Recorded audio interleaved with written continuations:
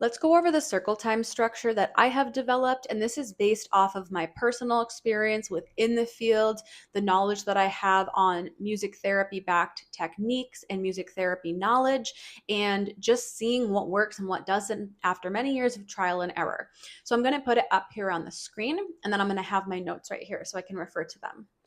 So if I am leading circle time at a center, I typically will always start with a hello song. It's very rare I'll start with like a hello chant or a welcome chant, but sometimes I will and I just won't sing the song.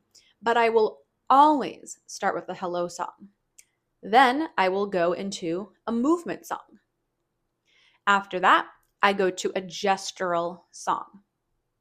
Then I go to another movement song, another gestural song, an instrument song, and then a cool down song.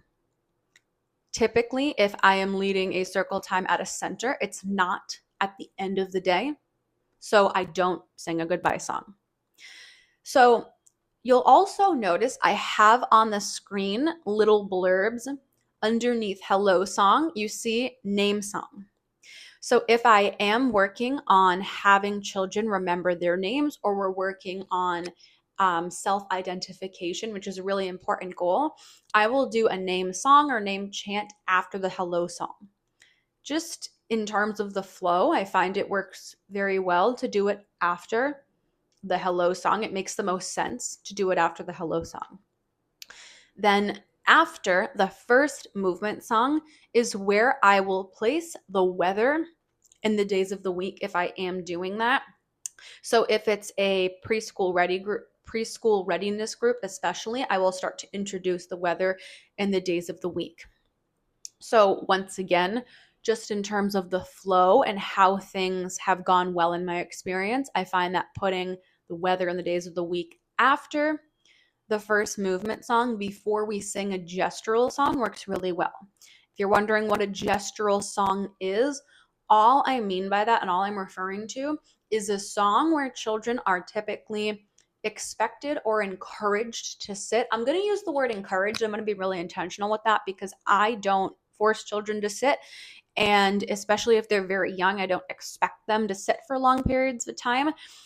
So if children are encouraged to sit during that song, I will have them use gestures or a visual to keep them really engaged. And the reason I do this is because it makes it a multimodal learning experience for them. So instead of just singing a song about sunscreen, children are pointing to their body parts. So they're moving their bodies, which is a motor experience. They're pointing to their bodies. They're seeing me point to their bodies. So now it's a visual experience. They're seeing me point to their bodies. They're seeing me point to my body because I'm modeling it, right? And then they're pointing to their bodies. And now that's making that a sensory experience for them. So it really helps children because while it's a multimodal learning experience, it also is just a little bit more motivating for them to be intrinsically motivated to participate because they're not just being expected to sit and to sing and to hear me sing. That's kind of a little bit boring, right? So it just helps them participate a little bit more. So the reason I have this structured the way I do is because if you notice something within this, it's structured where it alternates between having children or encouraging children to sit and then encouraging children to move. So the hello song, I typically will start that where children are sitting. Then we move to a movement song. Children are moving within that song. Then we'll move to a gestural song. Children are typically expected to sit for those. Then we move to another movement song. They're moving around. Then children move to another gestural song where they're seated. We move to an instrument song. So during instrument songs, I'll typically have children stand up for those. So it's not a movement song where they're dancing or they're shaking their bodies, they're wiggling, but they're still standing up So it's more of a it's more of a movement-based song.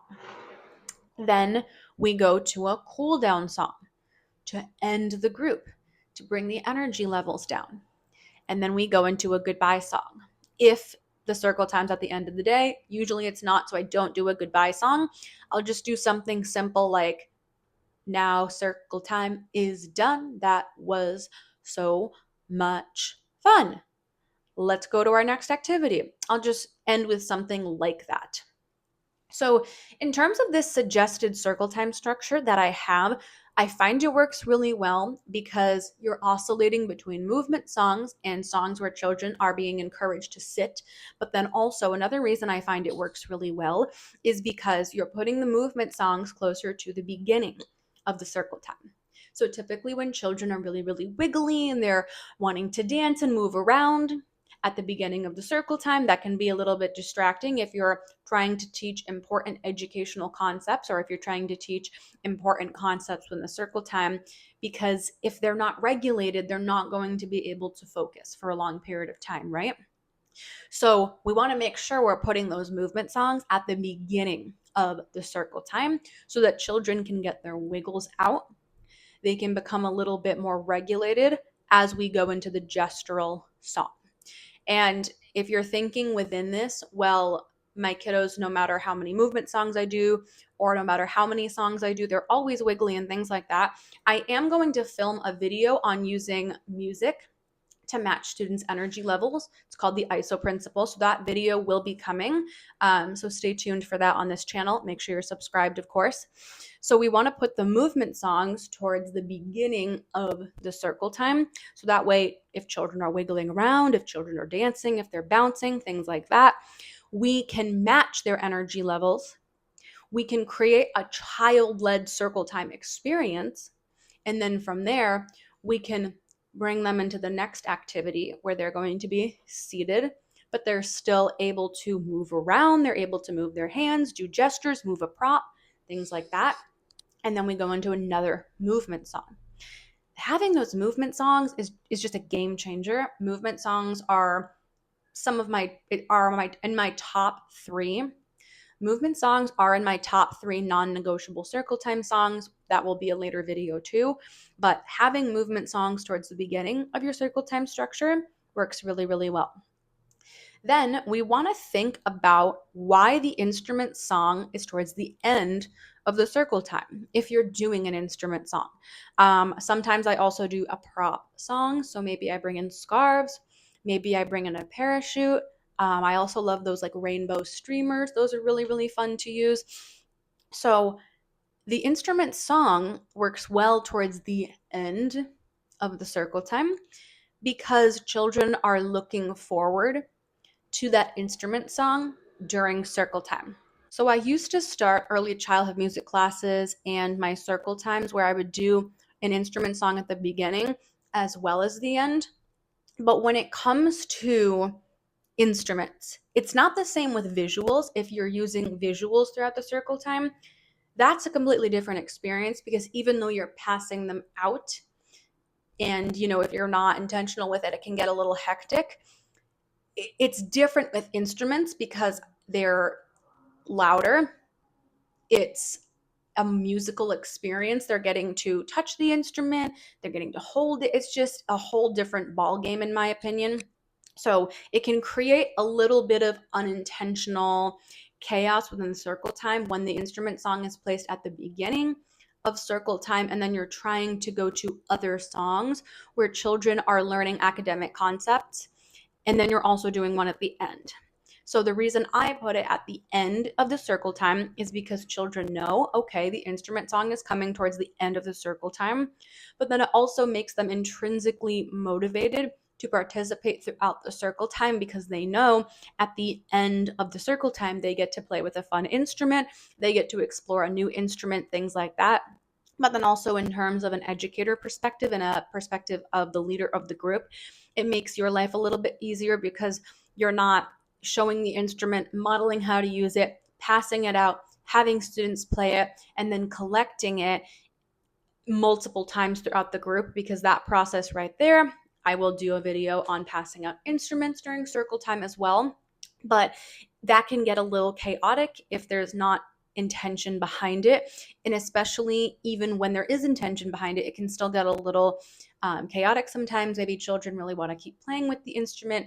They're upset that you're collecting the instrument from them, things like that. So I personally prefer to put it at the end of the circle time. And then I always end with a cool down song.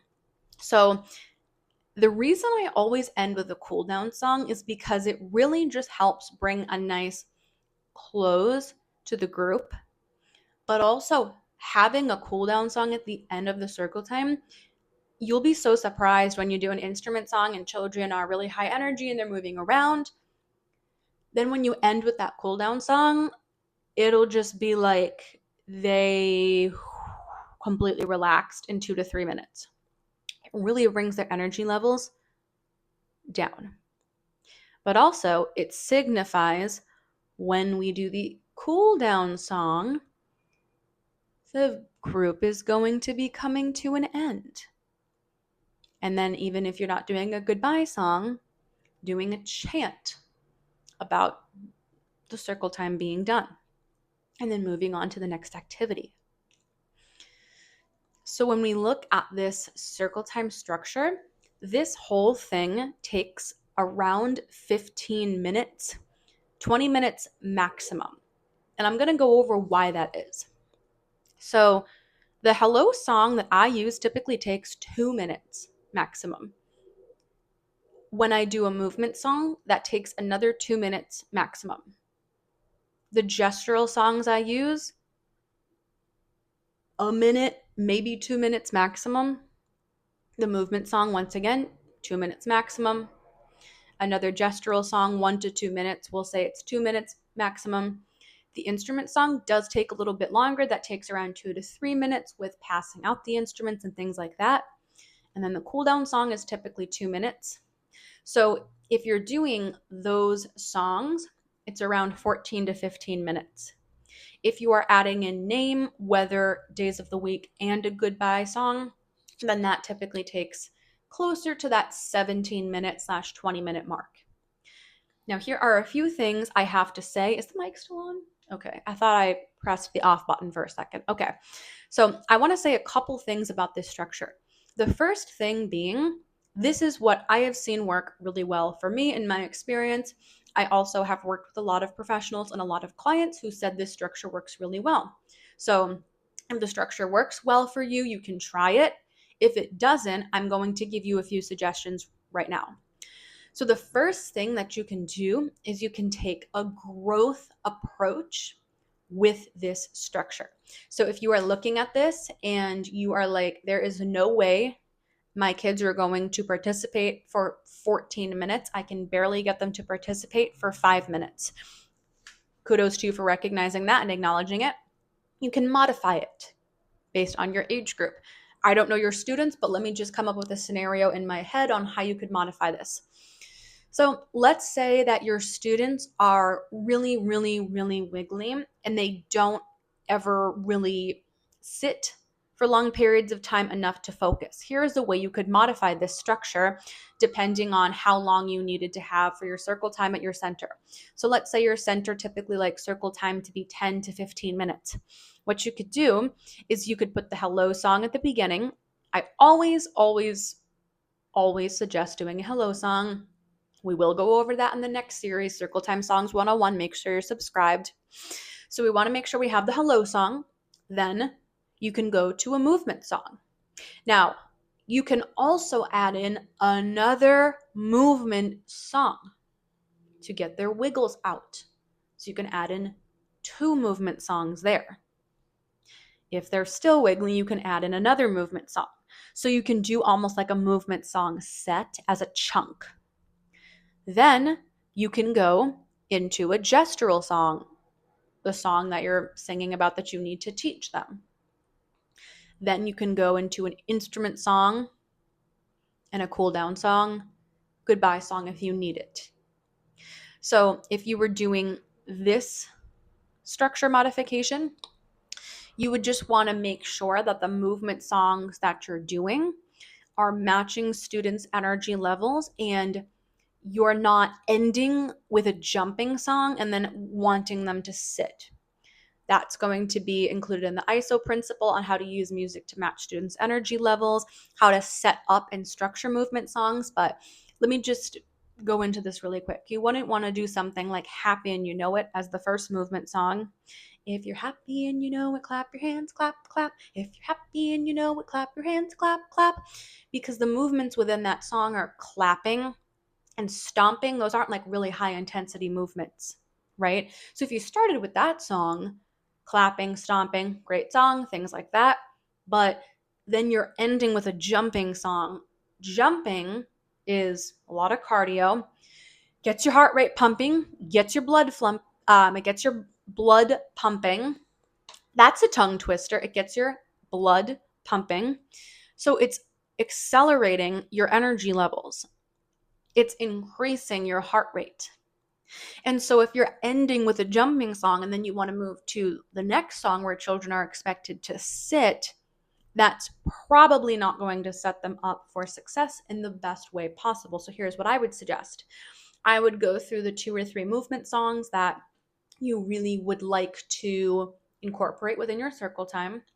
And then using your discernment, you can even do them yourself, like dancing, dance along to them and see which one you find takes the most energy out of you.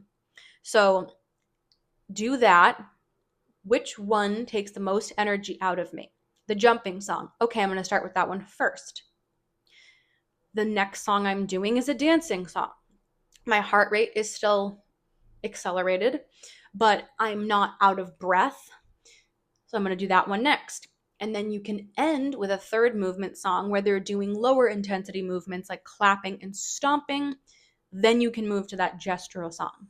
So we're meeting them where they're at energy wise within the music. And then we're pulling them down through like a sequence of songs. I can do a separate video on that little blurb thing that I just said, but that's very important when you are structuring like a movement song chunk within your circle time if you're adapting your circle time that way. So that's one way you could adapt the suggested structure that I have. Another way you could adapt it is you could take a growth approach with it. So like I said, if you're thinking to yourself, there's no way my kids are going to sit for 14 minutes, maybe you are starting the school year and you have preschoolers coming in or you're working with toddlers.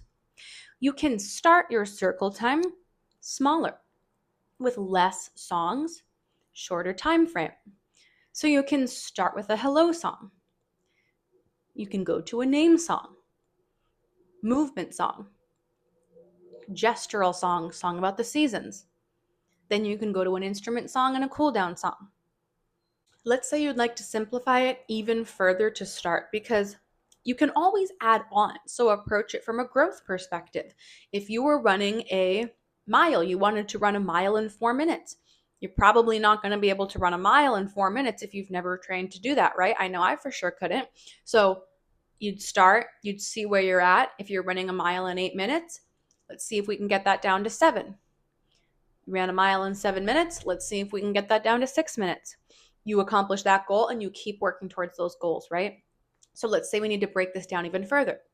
You could start with a hello song. You could do a name song.